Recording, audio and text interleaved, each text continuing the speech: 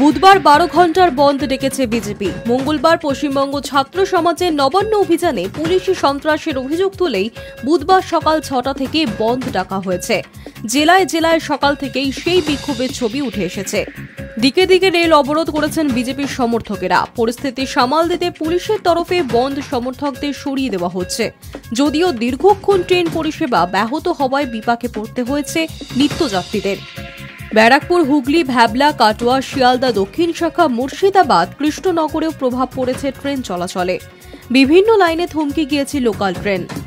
BJP ডাকা বন্ধে সকালে রেল অবরোধ হুগলি স্টেশনে। ব্যান্ডেল হাওড়া লোকাল আটকেছে বিজেপি কর্মী সমর্থকেরা। ব্যারাকপুর স্টেশনেও রেল অবরোধ করছেন বিজেপির কর্মীরা। রেল লাইন ধরে হাঁটছেন বিজেপি নেতা কৌস্তব বাগচি। আর বিজেপির এই মিছিলকে কেন্দ্র করে ছড়িয়েছে অশান্তি।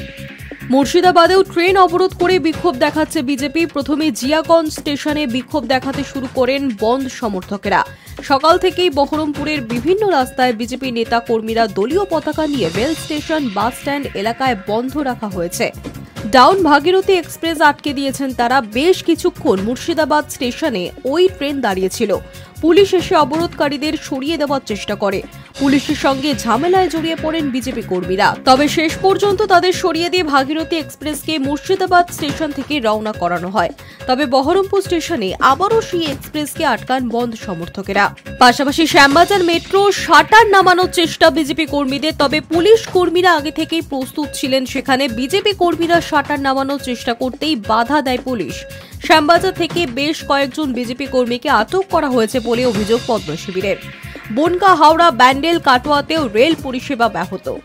High news network.